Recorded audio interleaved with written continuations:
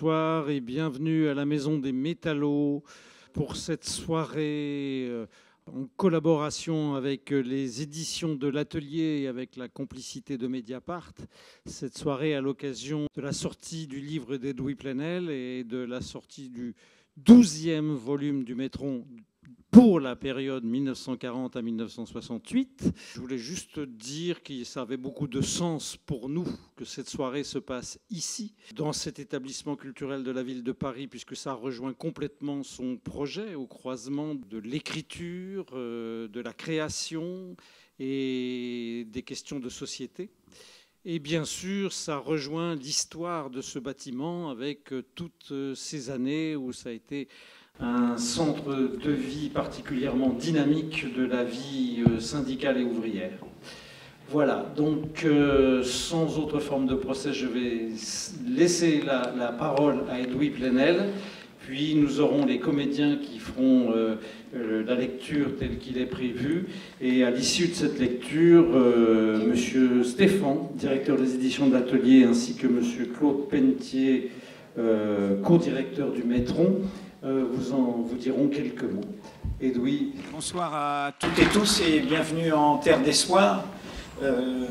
L'occasion qui nous réunit n'est pas un livre dont je serai l'auteur, mais en fait une rencontre avec des dizaines, voire des centaines d'auteurs, puisque au fond nous sommes là pour rendre hommage à une œuvre collective. Et puis derrière cette centaine d'auteurs, il y a des milliers, des dizaines de milliers, des centaines de milliers, des millions de personnes qui sont dans les livres auxquels nous rendons hommage. Donc nous sommes là pour rendre hommage à un continent immense. Je préfère ce mot de continent au mot de monument, parce qu'on pourrait avoir le sentiment de quelque chose qui nous écrase, qui nous fige, qui nous fait peur, qui nous impressionne. Et là, un continent, c'est quelque chose que l'on peut visiter, que l'on peut arpenter, que l'on peut découvrir, d'où ce choix du complot d'amitié et de fraternité qui donne ce livre, de ce voyage. Donc je voudrais d'abord remercier Bernard Stéphane, Claude Pentier et Paul Boulan, qui sont responsables de notre rencontre de ce soir. C'est eux qui ont voulu qu'il y ait cette occasion, à l'occasion donc de ce tome qui sort, la lettre Z de la séquence 40-68, mais c'est de la lettre Z si on remonte jusqu'à la lettre A, 1789. 76 volumes, près de 170 000 notices aujourd'hui en ligne, des volumes thématiques, des volumes sur d'autres mondes, comme le mouvement ouvrier francophone aux États-Unis d'Amérique, évidemment comme sur le Maghreb, sur tous les combats coloniaux, et donc ce continent immense qu'est ce dictionnaire biographique du mouvement ouvrier et du mouvement social. C'est raconté dans le livre, hein. J'ai dit dans un livre il y a 15 ans, revenant sur ma fidélité dans mon chemin professionnel à ce que furent mes engagements de jeunesse, j'ai dit pourquoi j'avais été un souscripteur individuel du Métron, alors que c'est théoriquement, pense-t-on, un livre pour historiens, un livre académique, un livre pour bibliothèque. Et j'ai dit au contraire que c'était un livre de chevet, même si ça occupe beaucoup de rayonnage. En ligne, maintenant, ça simplifie. Parce que ça... quand on a un coup de mou sur nos combats, nos espérances, nos espoirs, notre détermination, notre volonté, eh bien, ça redonne force d'aller visiter ceux que j'aime appeler des petits fantômes, nos fantômes amicaux, pour combattre les spectres de la régression, les spectres de l'inégalité, les spectres de l'injustice, les spectres des haines, des peurs et des guerres.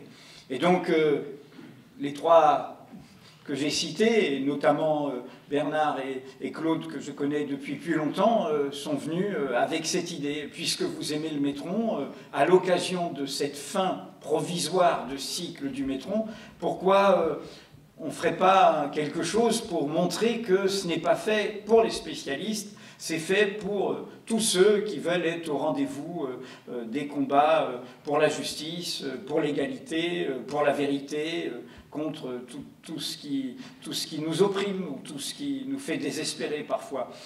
Et donc, ils ont été malins. Au début, ils m'ont dit, vous pourriez faire une petite introduction d'un choix de notice. Puis après, j'ai dit très bien, je me suis emballé. J'ai dit, ah oui, ça pourrait s'appeler Voyage en terre d'espoir. Bernard Stéphane a dit, ah, c'est un bon titre. Et puis, ils sont revenus. Et puis, ils ont dit, mais pourquoi vous ne feriez pas le choix vous-même, etc., comme un voyage amoureux dans le métron. Bref, ça a donné ce que, pour ceux qui l'ont découvert, vous avez entre les mains, qui m'a, je l'avoue, débordé. Hein. Je ne pensais pas faire ce livre qui fait 500 pages, dont le gros n'est pas de moi, il est des historiens dont les notices se retrouvent dans le chemin que l'on fait. Et du coup, je me suis dit, on ne peut pas bâcler ça, donc il faut d'abord faire une sorte de petit essai historiographique. Quelle histoire raconte le métron? Quelle histoire pratique le métron? D'où il vient? Quelle est l'histoire de son fondateur? Et qu'est-ce qu'il a défriché en pionnier? Et puis après, faire ce voyage amoureux partant de lieux concrets. Et pour ceux qui me connaissent, évidemment, ça ne pouvait être que Mediapart. Donc on part de Mediapart. Et puis après, à Sceaux et à Gambade, comme disait Montaigne, on va de lieu en lieu dans un voyage qui...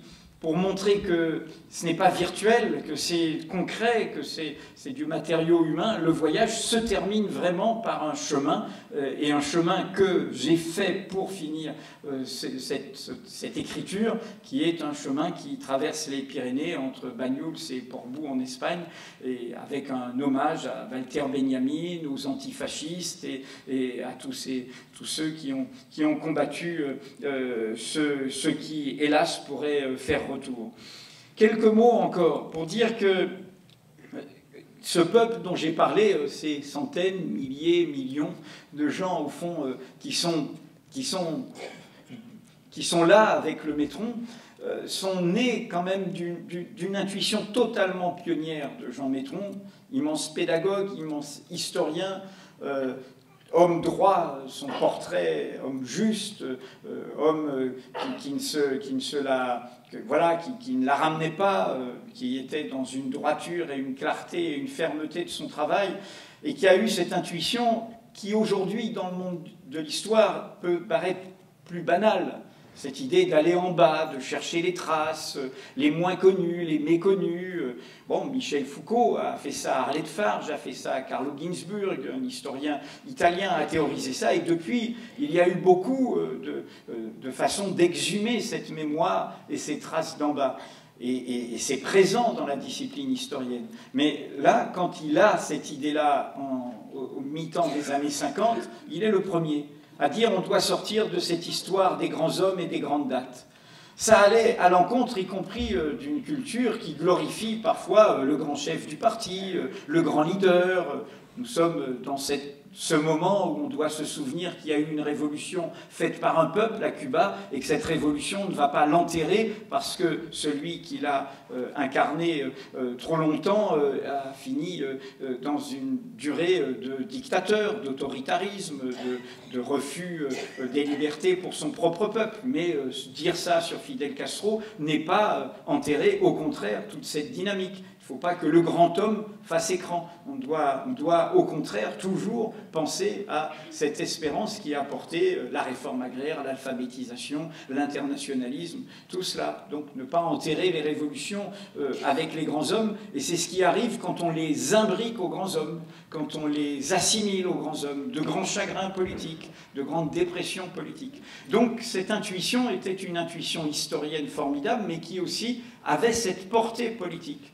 Cette idée que l'histoire ne fait rien, formule de Friedrich Engels, l'histoire ne fait rien d'autre que nous attendre, et que tous ceux-là qui sont dans le métron et qui parfois ont eu un petit moment des combats de l'émancipation, pas une vie entière, qui ont été présents à un moment, puis à d'autres moments ils ont fait d'autres choses, et puis qui ont eu des vies qui parfois sont contradictoires, mais ils sont tous là pour montrer ce moment où on dit non, ce moment où on fondateur, où on ne réfléchit pas, où on ne calcule pas, où on n'est pas dans la carrière, on n'est pas dans l'ambition, on n'est pas dans est-ce que j'ai des garanties, est-ce que je vais être élu, est-ce que j'aurai un poste. Non, on dit non. Et quels que soient les itinéraires des uns et des autres, il y a ce nom fondateur, et on le voit dans toutes ces biographies. Donc voilà, moi j'ai voulu donner envie qu'on revisite ce passé plein d'à présent, et qu'à cette occasion, on revisite la fraîcheur qui est derrière tout cela depuis plus de 2 siècles. Bien sûr qu'il y a des grands chagrins politiques, parce qu'il y a eu, dans le XXe siècle, des catastrophes, que ce soit du côté de la social-démocratie ou que ce soit du côté du stalinisme. Mais justement, grâce au métron, on peut revenir à la source originelle. On peut revenir à ce moteur de l'égalité. Nous naissons libres et égaux en droit. Nous avons le droit d'avoir des droits sans distinction d'origine, de naissance, de condition, d'apparence, de croyance, d'appartenance. Et nous pouvons faire mouvement, nous pouvons nous déplacer, nous pouvons bouger et nous pouvons bousculer des fatalités, des montagnes, des sortes de fausses évidences qui tout d'un coup s'effondrent. Eh bien, c'est cela, toute cette histoire. C'est ce mouvement des droits, ce mouvement de l'égalité, ce mouvement du droit d'avoir des droits, ce que les 3 mots république, démocratique et sociale, qui ne sont entrés dans notre Constitution à la 4e République et maintenus à la 5e qu'après la catastrophe européenne, mais qui étaient ceux de l'extrême gauche, pourrait-on dire, du camp républicain, du côté des ouvriers, du côté des travailleurs, au XIXe siècle. Les démosoques, les marianeux, et qu'on redécouvre grâce à cela. Et donc j'ai voulu, dans ce moment où il y a de grands doutes, de grandes interrogations sur ces raccourcis que sont les élections, ce moment tactique que sont les élections, rappeler que, bien sûr qu'il y a les élections, bien sûr qu'il y a les partis, bien sûr qu'il y a les choix des candidats, mais que tout ça n'est rien sans un mouvement plus profond, tout ça n'est rien sans un agenda fait par la société elle-même, sans des rapports de force qui construisent cela. Et c'est cela qu'il faut se rappeler quand on voit que d'autres rapports de force actuellement ont été construits, qui veulent affronter ça. L'actualité du métron, elle est là en négatif, quand on entend dire quelqu'un qui dit « je vais supprimer la durée obligatoire du travail ». Et pourquoi pas le travail des enfants, pendant qu'on y est. Quand on entend quelqu'un qui veut privatiser la sécurité sociale, abattre le droit à la santé. Quand on entend ces électeurs dire qu'ils veulent mettre en cause les droits des femmes, quand on entend évidemment tout ce qu'ils disent vis-à-vis de notre peuple dans sa diversité culturelle, dans sa diversité religieuse, dans sa diversité d'origine. Et quand on entend les mêmes, je parle évidemment de celui qui portera les couleurs de la droite ultra prochainement, quand on entend les mêmes dire qu'ils veulent nous apprendre l'histoire, un roman national qui nous fige, qui nous immobilise, qui nous empêche de bouger et d'inventer ce futur. Donc voilà, c'est ça ce livre, c'est ça cette occasion que l'on va découvrir grâce à Robin Renucci et avec les autres comédiens qui l'accompagnent. C'est un peu se redonner force et courage, se secouer, hein. Angela Davis était il y a quelques jours à Paris, elle a été interpellée par des jeunes qui doutent et dit mais nous, bon ben voilà, hein. Elle était à 71 ans, tout ce qu'il y a de plus dynamique et tout, ouais, voilà, faut lutter, faut résister, il n'y a que ça de vrai, hein, et il n'y a que ça qui peut faire bouger les choses. Et je voudrais juste léguer ça parce que c'est une sorte de complicité historienne qui fait qu'on est là, et un historien, Patrick Boucheron, dans sa leçon au Collège de France, qui montre que les choses bougent, a exhumé, et du coup j'ai été le rechercher comme d'autres dans Les Misérables, ce moment où Victor Hugo décrit Gavroche, ce gamin des rues, ce gamin qui est sur les barricades, que moi je vois en crieur de journal, qui annonce les nouvelles, qui réveille le peuple, qui oblige à se bouger. Et c'est à ce moment-là que Victor Hugo écrit ceci, et qui est vraiment un ordre du jour pour nous aujourd'hui. Et on ne peut pas se dérober. Encore une fois, l'histoire ne fait rien, elle ne fait rien d'autre que nous attendre, donc à nous de bouger. Tenter, braver, persister, persévérer, être fidèle à soi-même, prendre corps à corps le destin, étonner la catastrophe par le peu de peur qu'elle nous fait.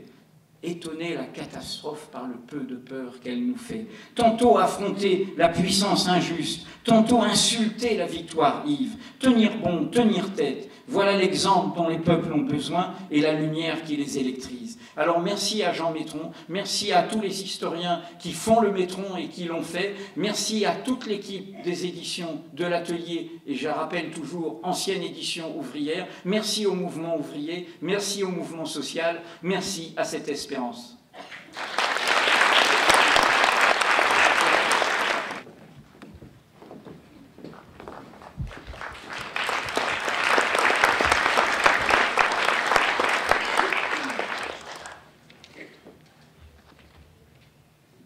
Un homme libre, quel qu'il soit, est plus beau que le marbre, et il n'y a pas de nain qui ne vaille un géant quand il porte le front haut et qu'il a le sentiment de ses droits de citoyen dans le cœur.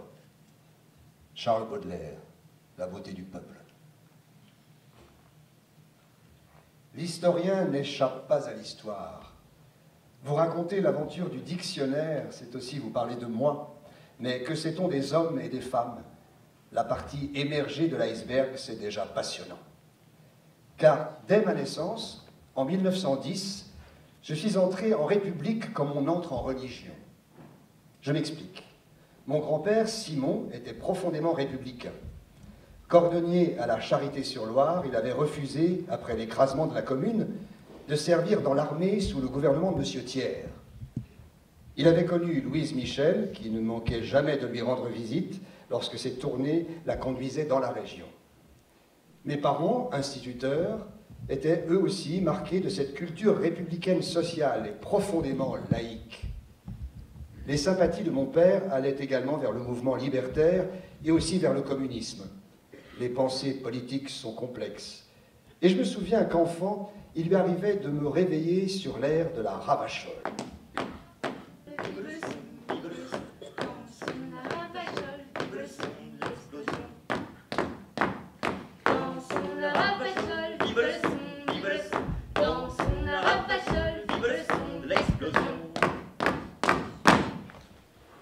Avec cette éducation, mes propres aspirations allaient, elles aussi, forcément vers le mouvement ouvrier. Tenez, par exemple, je me souviens avoir vidé ma tirelire à tout juste 11 ans pour venir en aide aux affamés de Russie. C'est l'UMA, je crois, qui avait lancé cette souscription. Après mes études, c'est assez naturellement que je suis moi-même devenu instituteur et militant. Mais l'histoire était restée ma passion. Plus encore, pendant l'occupation, elle fut ma bouée de sauvetage. Et dès lors, j'avais décidé de me consacrer à l'élaboration d'un dictionnaire biographique du mouvement ouvrier.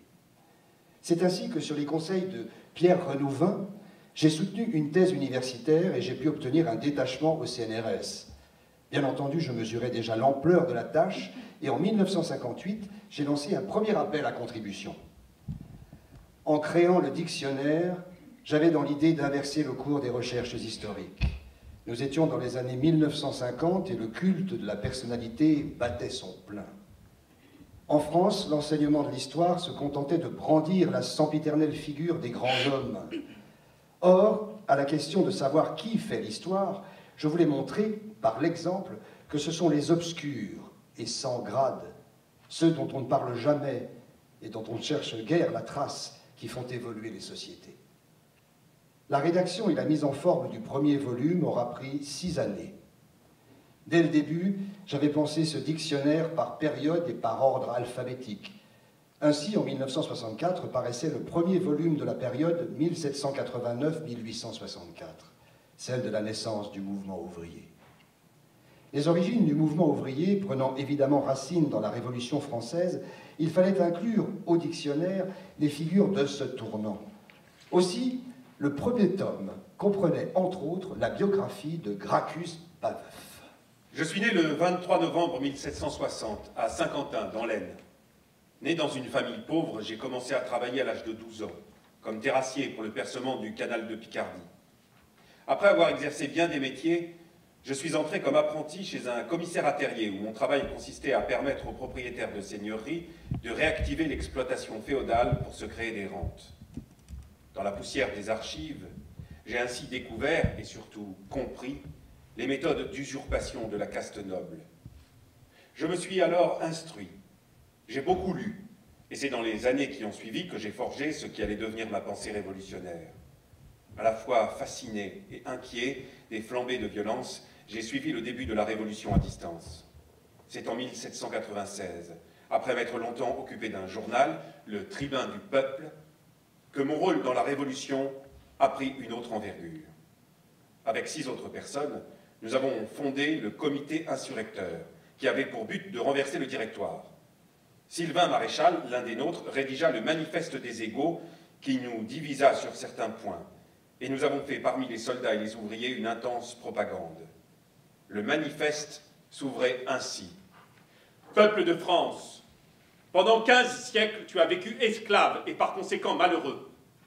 Depuis 6 années, tu respires à peine, dans l'attente de l'indépendance, du bonheur et de l'égalité. L'égalité, premier vœu de la nature, premier besoin de l'homme et principal nœud de toute association légitime.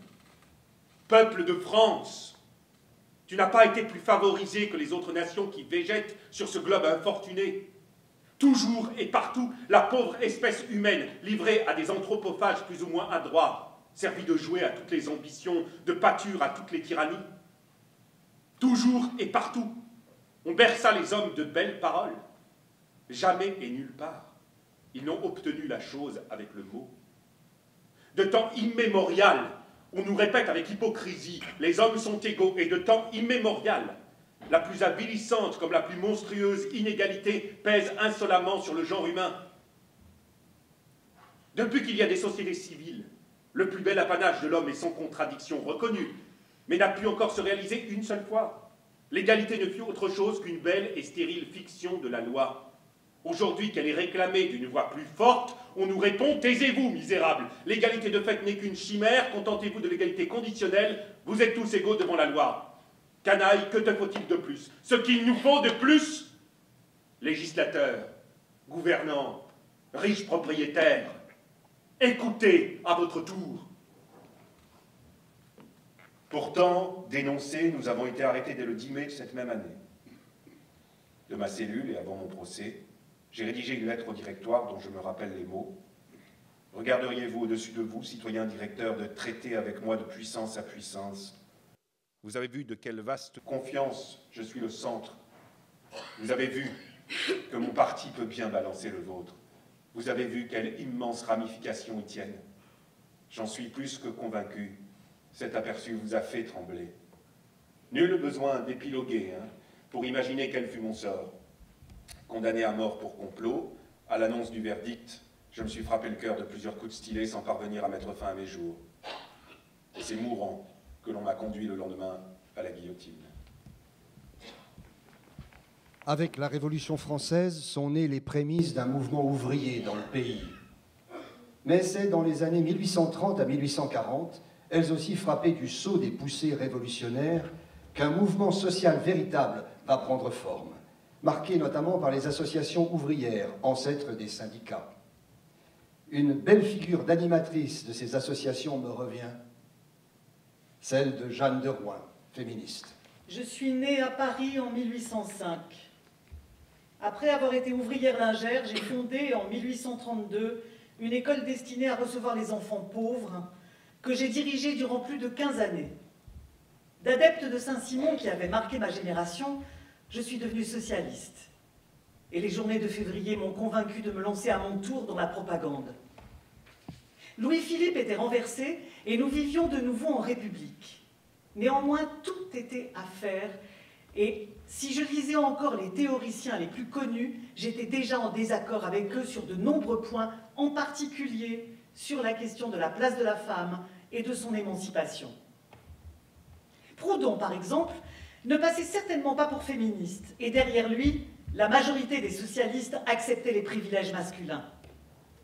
Combien de fois ai-je échangé avec lui, par lettres ou par journaux interposés, pour contester cette attitude? Ainsi, lorsque Proudhon affirma que la femme n'avait pour alternative que d'être ménagère ou courtisane, je lui ai répondu dans une lettre ouverte en disant « esclave et prostituée ou libre et chaste, pour la femme il n'y a pas de milieu ». La prostitution est le résultat de l'esclavage de la femme, de l'ignorance et de la misère. Comme le disait Flora Tristan, la femme était déjà à l'époque la prolétaire du prolétaire. Et nous avons donc décidé, avec des femmes comme Pauline Roland ou Eugénie Niboyer, de fonder le club de l'émancipation des femmes. Nous y revendiquions l'égalité des sexes et avons connu quelques échos, réussissant par exemple à obtenir le soutien d'Étienne Cabet, à qui j'écrivis pour le remercier de s'être fait notre relais. Nous étudions notre journal, La Voix des femmes, qui nous offrait une tribune et qui fut suivi d'autres titres. La libération de la femme ne constituait pourtant pas notre unique revendication. Plus largement, c'est l'émancipation des travailleurs que nous exigions et l'instruction que nous concevions comme l'un des principaux moyens d'y parvenir. Les clubs et associations ouvrières fourmillaient et nous avions l'ambition de les rassembler pour plus d'efficacité. Nous avons donc créé l'Union des associations qui reçut les encouragements de Louis Blanc. Mais très vite, tandis que le front de l'empereur perçait le masque du président Bonaparte, nous avons dû faire face à une forte répression. Emprisonné, j'écrivis à l'Assemblée pour alerter ses membres du tournant liberticide que prenait l'État. La lettre en question établissait un bilan que je voulais réaliste des révolutions passées. Les révolutions ne peuvent produire le bien-être vers lequel aspirent les classes souffrantes. Elles servent presque toujours de marchepied à quelques ambitieux pour arriver au pouvoir, et lorsqu'ils y sont parvenus, ils continuent les habitudes du passé. À ma sortie de prison, mon mari licencié était devenu fou. Mes enfants placés. Puis ce fut le coup d'État de 1851. Menacé, j'ai dû quitter le pays pour l'Angleterre, tandis que mourait sur la dernière barricade du faubourg Saint-Antoine le député Baudin. C'était le 3 décembre. La veille, Louis-Napoléon, qui était président de la République depuis 2 ans, avait fomenté son coup d'État. Avec une quinzaine de mes collègues de l'Assemblée, nous avons décidé de sauver ce qui pouvait l'être et de tenter un ultime renversement. Pour cela, il nous fallait mobiliser les faubourgs de la capitale et surtout armer le peuple de Paris. 2 postes furent pris et les 150 ouvriers que nous avions rassemblés furent armés. Nous avions monté une barricade modeste à l'angle de la rue de Cotte et de la rue Sainte-Marguerite. Pour ma part, j'avais pris position sur le toit d'un omnibus que nous avions placé là. L'armée nous faisait face. Quelques hommes en blouse, embrigadés, nous crièrent « À bas les 25 francs !» C'était le salaire journalier des députés. À quoi j'eus l'idée de répondre « Vous allez voir comment on meurt pour 25 francs !» C'est, je crois, une incompréhension qui mit le feu aux poudres. Nous croyons attaquer, l'un de nous tua un jeune conscrit, et l'armée répliqua. 3 balles m'ont atteint. Sauf des mouchards et des gendarmes, on ne voit plus par les chemins que les vieillards tristes en larmes, des veuves et des orphelins. Paris suinte la misère, les heures mêmes sont tremblants, la mode est au conseil de guerre, et les pavés sont tous sanglants. Oui, mais ça branle dans le manche, les mauvais jours finiront. Égard à la revanche, quand tous les pauvres s'y mettront, quand tous les pauvres s'y mettront. On traque, on enchaîne, on fusille tout ce qu'on ramasse au hasard. La mère à côté de sa fille, l'enfant dans les bras du vieillard. Les châtiments du drapeau rouge sont remplacés par la terreur de tous les chenapans de bouge, valets de rois et d'empereurs. Oui, mais ça branle dans le manche, les mauvais jours finiront. Égard à la revanche, quand tous les pauvres s'y mettront, quand tous les pauvres s'y mettront, le peuple au collier de misère sera-t-il donc toujours arrivé Jusque à quand les gens de guerre tiendront-ils au du pavé? Jusque à quand la sainte clique nous croira-t-elle un vil bétail? À quand enfin la République de la justice et du travail? Oui, mais ça branle dans le manche, les mauvais jours finiront. Et garde à la revanche quand tous les pauvres s'y mettront, quand tous les pauvres s'y mettront.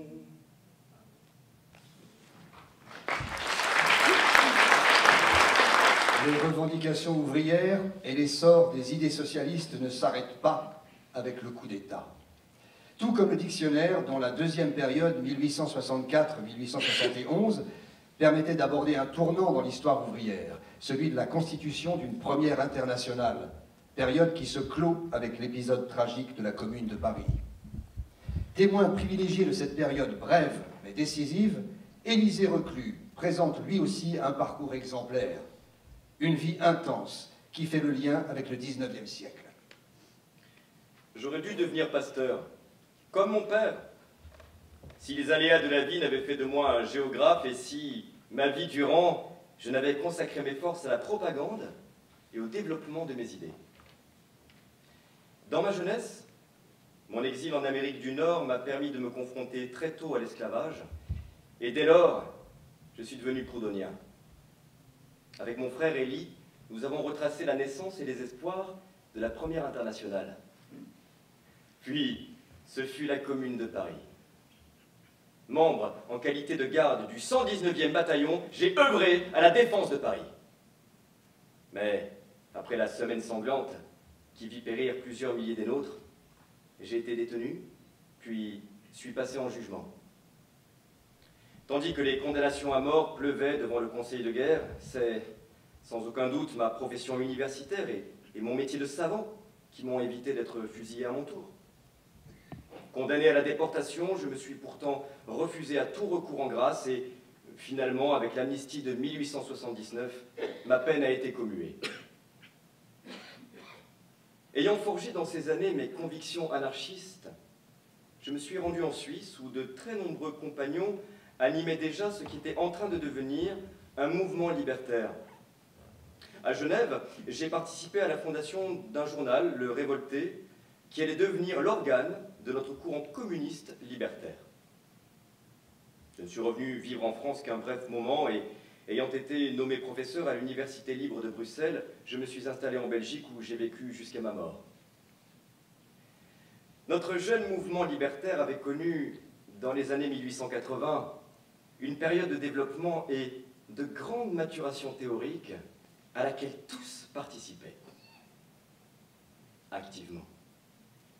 Mais certains, parmi nos compagnons, prenaient déjà fait et cause pour la propagande par le fait, c'est-à-dire l'organisation d'attentats.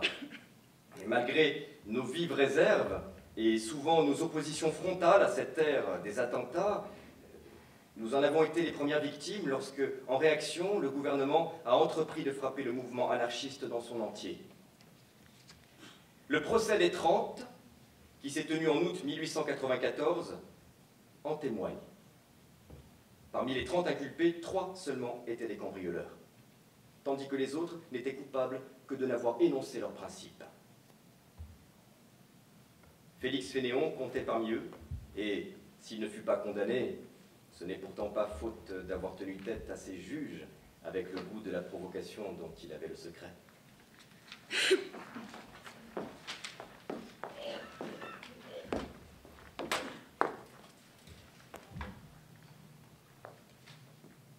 Votre concierge affirme que vous receviez des gens de mauvaise mine.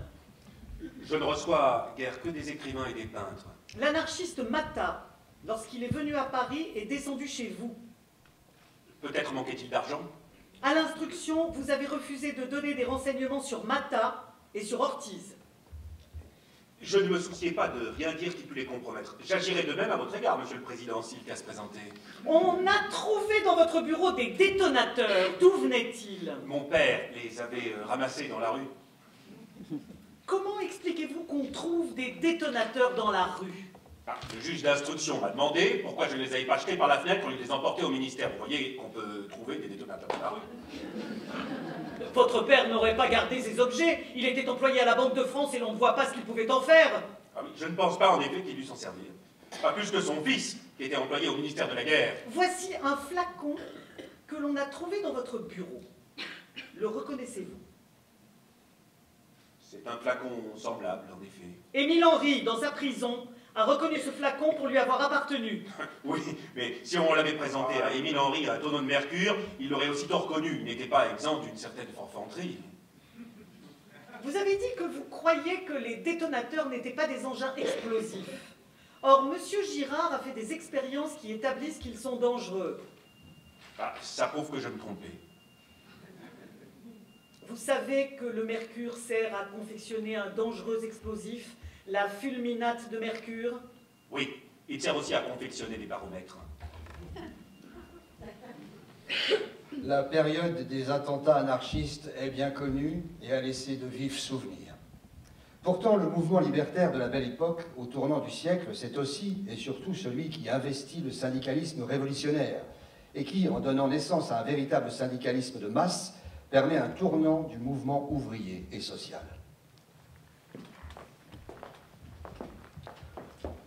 Paul Delsalle fut un témoin privilégié de cette période décisive.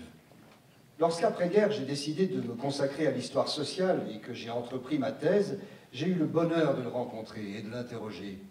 Je dis bonheur, car j'ai été profondément séduit par ce militant, par son parcours. Ouvrier, il était devenu libraire et éditeur. Et par la collection d'ouvrages et de lithographies qu'il avait accumulées durant toute sa vie. Après la période de répression qui nous a touchés en 1894, les journaux anarchistes avaient finalement reparu. Pour ma part, je collaborais au Temps Nouveau principalement, où je tenais la rubrique Mouvement social. Au cœur de ce journal, que beaucoup jugeaient doctrinaire, je me faisais ainsi un devoir de donner des informations concrètes sur les conditions de travail, les inégalités et les mouvements de grève. J'avais fait la connaissance peu avant de Fernand Peloutier, animateur des bourses du travail et précurseur du syndicalisme révolutionnaire. Comme bon nombre d'anarchistes d'alors, j'avais retenu les leçons du passé récent et je cherchais d'autres moyens d'agir. Lorsqu'éclata l'affaire Dreyfus, et que bon nombre de compagnons se montrèrent réticents à entrer dans les débats, j'ai été de ceux qu'intrigua puis que révolta la sentence inique qui avait touché le malheureux. Lors du procès de Rennes en 1899, j'ai suivi les séances que je rapportais dans la presse et j'ai même été affecté à la défense physique du colonel Picard, mis en cause par l'armée. Or, les syndicats nous apparaissaient comme le meilleur moyen de poursuivre la propagande tout en luttant quotidiennement à l'amélioration tangible et efficace de notre condition de travailleur. Aussi, ai-je assisté comme témoin et comme acteur à la naissance de la CGT. J'y ai immédiatement occupé des responsabilités. Le militantisme et l'action syndicale m'ont permis de sortir d'une condition d'ouvrier que je haïssais. Et grâce à mes travaux auprès des journaux militants, j'avais appris les bases des métiers de secrétaire de rédaction, d'employé de librairie et même de journaliste. Avec l'aide financière d'un ami, j'ai pu ouvrir ma propre librairie, rue Monsieur le Prince, et suis devenu libraire-éditeur jusqu'à ce que mon état de santé ne m'oblige, et bien des années plus tard, à y renoncer. Puis, 15 à 20 ans ayant passé, j'ai vu débarquer chez moi un jeune historien qui disait s'intéresser à mon parcours et qui me complimentait sur ma bibliothèque. Je lui ai légué mes archives. Dès les débuts du dictionnaire, j'ai souhaité le penser comme une œuvre d'envergure internationale. Des dictionnaires par pays ont été publiés. D'autres ont malheureusement dû être arrêtés en cours de route, faute de correspondants. Néanmoins, le dictionnaire fourmille de biographies de militants étrangers ayant eu ou non un rôle au sein du mouvement ouvrier français. Parmi ces figures étrangères, comment ne pas évoquer celle de Clara Zetkin, féministe et membre du parti spartakiste allemand. Mes parents étaient instituteurs. Lorsque j'ai commencé à militer, le Parti démocrate était interdit. Et notre action était semi-clandestine dans cette fin de siècle où l'internationale se mettait en place. J'ai ainsi adhéré à la deuxième internationale, puis avec Rosa Luxembourg et Karl Liebknecht, j'ai compté parmi les opposants à la grande boucherie de la Première Guerre. Tandis que notre parti spartakiste avait été durement touché par la répression et par la révolution russe, avait réveillé les espoirs de changement qui nous avaient si longtemps portés et dans lesquels certains ne croyaient plus. Je me suis ralliée à la nouvelle internationale qui se constituait autour de la Russie. Je demeurais critique et consciente des responsabilités qui nous incombaient, mais voyais dans la société soviétique les possibles pour lesquels j'avais si longtemps lutté. Et j'ai participé à ce titre à la création du Parti communiste allemand. J'étais alors interdite de séjour en France, mais lorsque se tint le congrès de Tours en décembre 1920, je suis parvenue à m'y rendre, déjouant la surveillance policière grâce à l'aide d'un syndicaliste de Longwy, Auguste Mougeot. Il a fallu plonger la salle dans l'obscurité pour que je puisse, sans être arrêtée, me rendre à la tribune, où la lumière rétablie, j'ai prononcé un discours enjoignant les militants français à rallier le mouvement international. J'ai rendu compte à Lénine de mon sentiment sur le parti français et j'ai quitté la France clandestinement, en montant sur une locomotive à Thionville pour me rendre au Luxembourg, tenir le même discours devant les militants de ce pays. Mon rôle devint de plus en plus lié à l'internationale communiste. Dans les années qui suivirent, mais dans le même temps, j'entretenais des relations de plus en plus conflictuelles avec le parti allemand et avec les dirigeants soviétiques. J'ai été témoin, après la mort de Lénine, des raidissements de la Russie soviétique. Je me suis opposée à Staline. J'ai dénoncé ce que j'appelais une mécanique morte. Et j'ai rompu avec le mouvement internationaliste. Mon dernier discours, je l'ai tenu en Allemagne, devant une assemblée qui déjà arborait majoritairement l'uniforme nazi. Contre le mouvement réactionnaire qui traçait son chemin, j'ai exhorté une dernière fois à l'union et à la lutte. Mon discours s'achevait sur ces mots. Cette communauté de destin international doit devenir une communauté de combat, solidement forgée par les travailleurs, partout où le capitalisme étend sa domination. Une communauté de combat avec nos frères et nos sœurs soviétiques qui nous ont précédés dans l'assaut. Les grèves et les soulèvements dans le pays les plus divers sont les signes enflammés dont la lumière montre à ceux qui combattent en Allemagne qu'ils ne sont pas seuls. Partout les déshérités et les humiliés s'apprêtent à la conquête du pouvoir. Dans le front uni des travailleurs qui se forment aussi en Allemagne, ne doivent pas être absentes les millions de femmes qui portent encore les chaînes de l'esclavage de leur sexe, qui sont de ce fait livrées à l'esclavage de classe le plus dur. Et au tout premier rang, c'est la jeunesse qui doit lutter. La jeunesse qui aspire à s'épanouir librement, mais qui n'a aujourd'hui d'autre perspective que l'obéissance aveugle et l'exploitation dans les colonnes des esclaves du travail.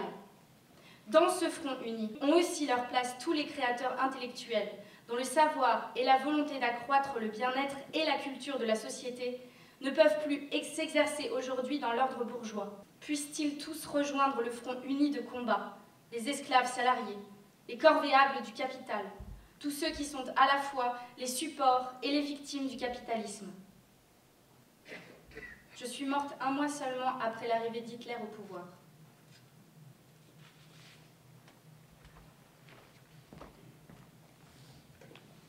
Les années 1930 marquent un coup majeur à l'échelle internationale.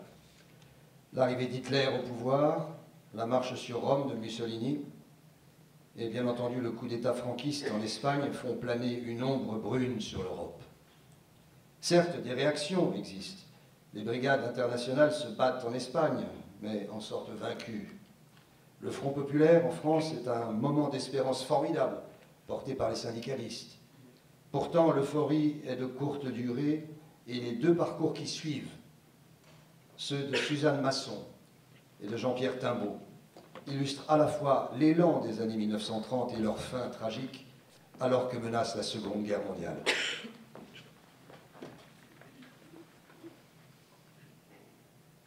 Orpheline de père très jeune, j'ai été élevée par ma mère et mes grands-parents.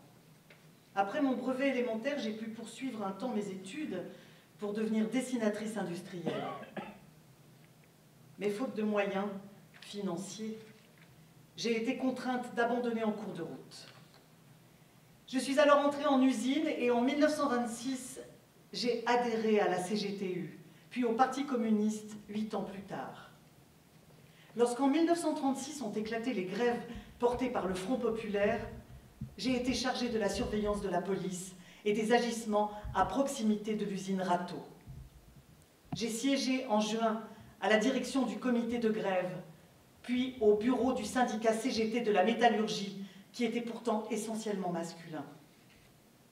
Nous avons obtenu de grandes avancées, mais la répression patronale a ensuite été terrible, et j'ai été licenciée en 1938. La guerre pointait, et en septembre 1939, le Parti communiste fut interdit en France. J'ai continué à militer dans la clandestinité. J'ai distribué des tracts. Mais en février 1942, j'ai été arrêtée par la police de répression. J'ai assisté impuissante à la perquisition de mon domicile et à la découverte de tracts et d'une arme.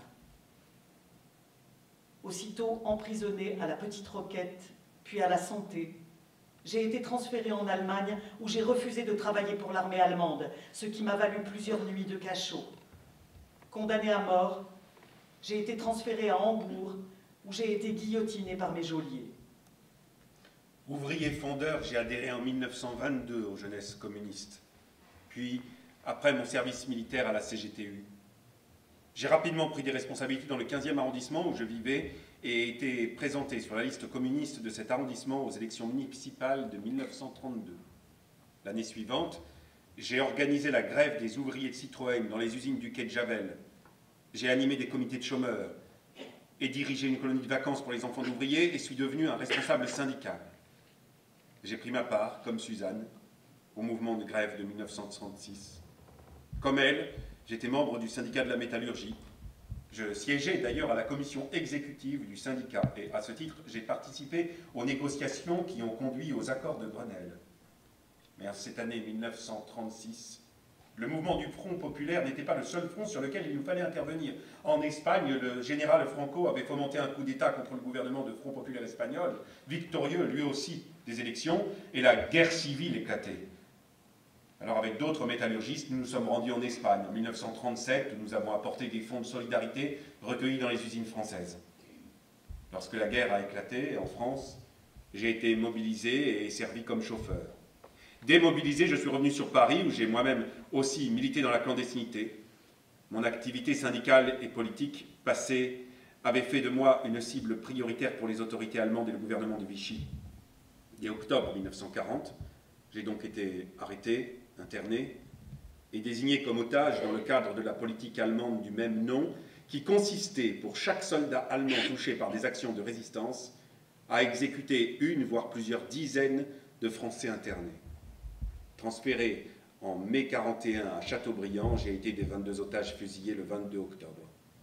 Mes derniers mots ont été « Vive le Parti communiste allemand ». Il n'avait réclamé la gloire, ni les larmes,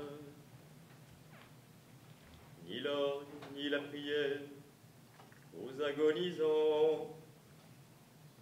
11 ans déjà, que cela passe vite, 11 ans. Vous vous étiez servi simplement de vos armes. La mort n'éblouit pas les yeux des partisans. Vous aviez vos portraits sur les murs de vos villes, noirs de barbe et de nuit hirsutes, menaçants. L'affiche qui semblait une tache de sang, parce qu'à prononcer vos noms sont difficiles. Y chercher un effet de peur sur les passants. Nul ne semblait vous voir français de préférence. Les gens allaient sans yeux pour vous, le jour durant. Mais à l'heure du couvre-feu, des doigts errants avaient écrit sous vos photos « Mort pour la France ». Et les morts de matin en étaient différents. avait la couleur uniforme du givre. À la fin février, pour vos derniers moments. Et c'est alors que l'un de vous dit calmement: bonheur à tous, bonheur à ceux qui vont survivre. Je meurs sans haine en moi pour le peuple allemand.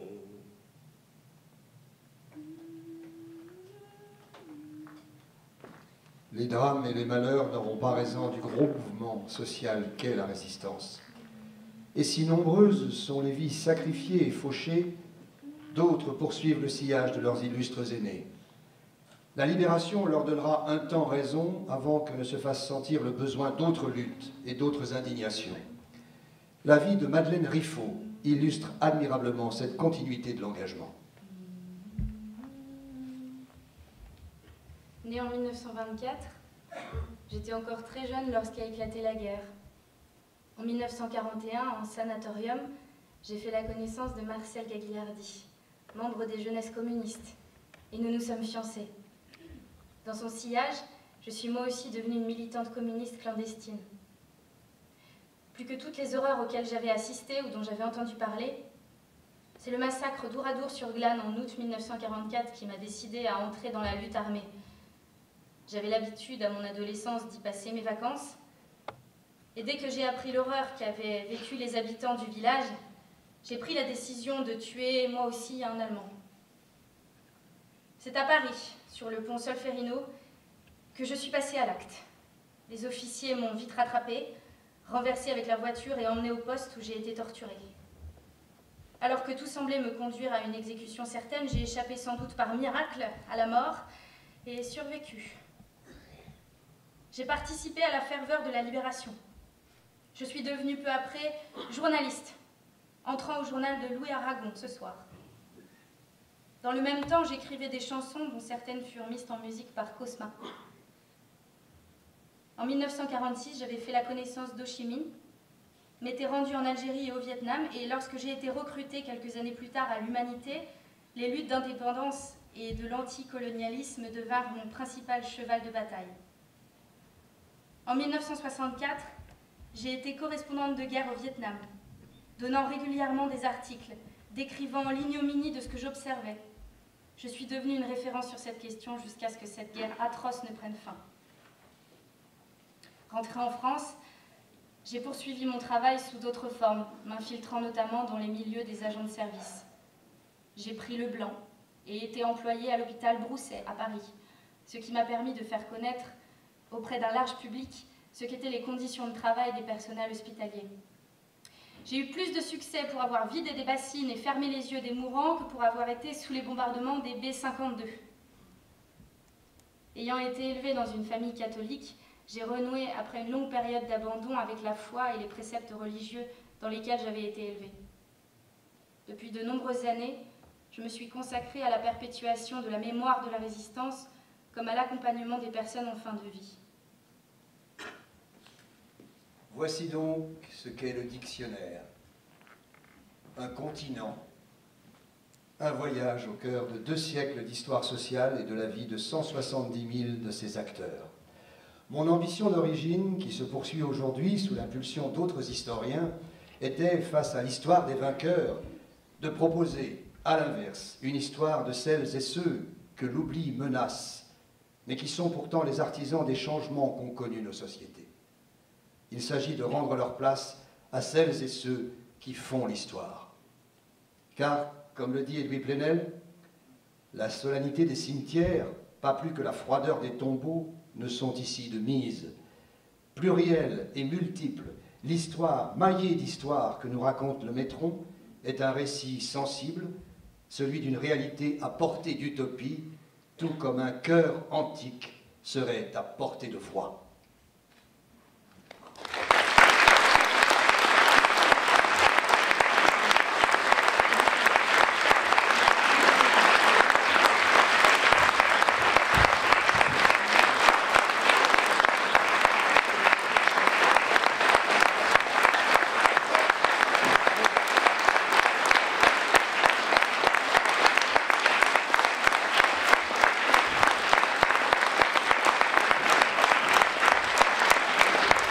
Bonsoir. J'espère que ce voyage au cœur de Voyage en terre d'espoir a ravivé cet espoir, l'a amplifié, l'a élargi, vous a donné envie de transmettre une flamme, leur flamme.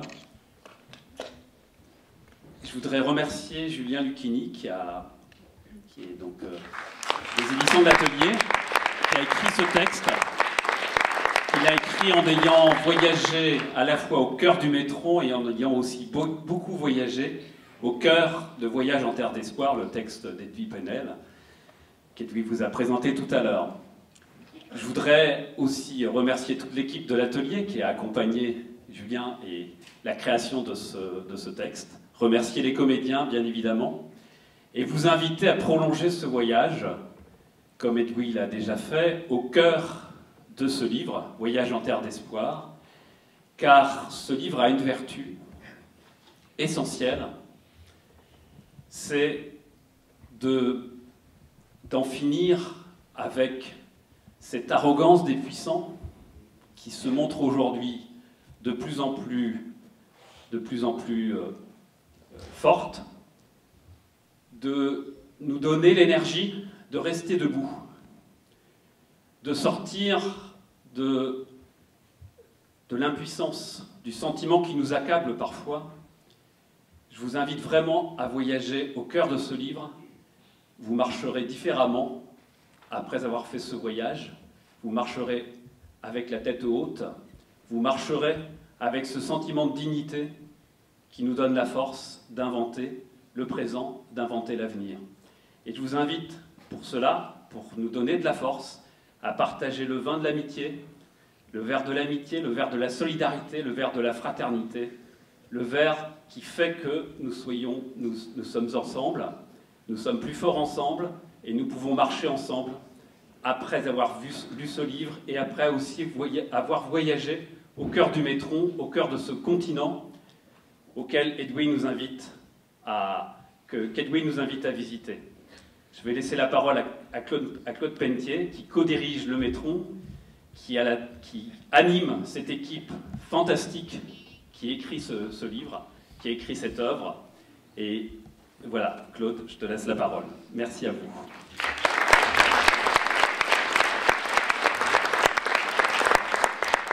Merci beaucoup. C'est bien sûr à Jean Métron qu'on pense après un tel événement.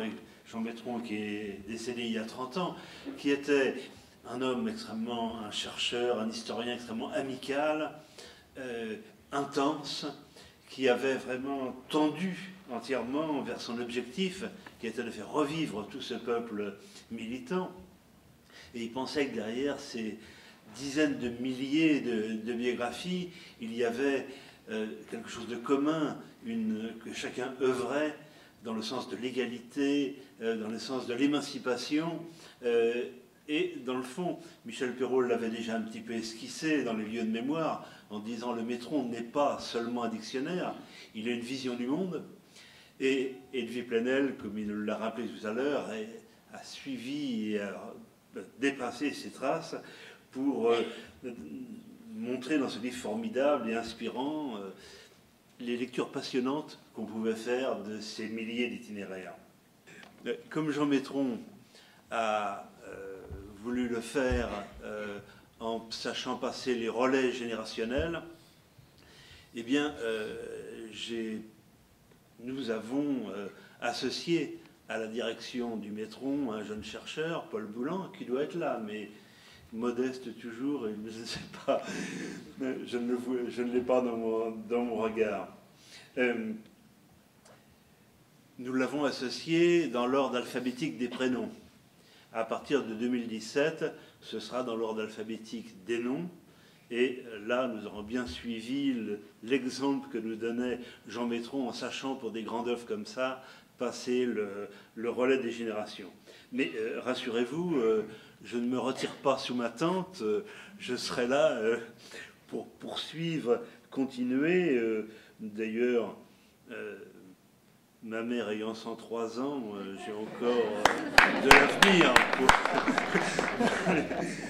mener cette œuvre. Alors, J'en profite pour saluer ici les 1500 auteurs qui ont travaillé au Métron, dont une bonne centaine ont constitué vraiment ce qui était le socle, l'équipe, le noyau, pour reprendre le noyau de la révolution prolétarienne, le noyau qui a porté. Et puis pour saluer notre doyen, René Lemarquis, qui a participé à la première réunion du Métron et qui est toujours actif, 60 ans après.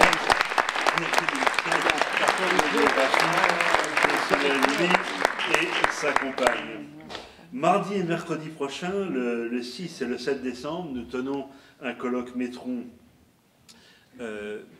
rue Pouchet le 6 et le 7 dans l'auditorium de ville, dans l'auditorium de l'Hôtel de Ville de Paris. Et puis ensuite, nous allons encore poursuivre.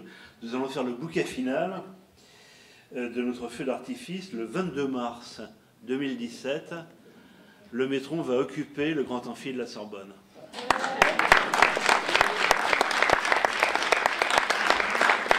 J'ajoute avec l'autorisation du recteur et ses encouragements, puisque lui-même est un lecteur du Métron et un passionné du Métron. Donc, dans le grand amphi de la Sorbonne, un colloque sur les figures de l'émancipation. Et là, il faudra compter sur vous, parce qu'il y a 800 places dans le grand amphi de la Sorbonne. Merci beaucoup. Et en tout cas, donc, que vive le Métron, et finalement, vive la sociale.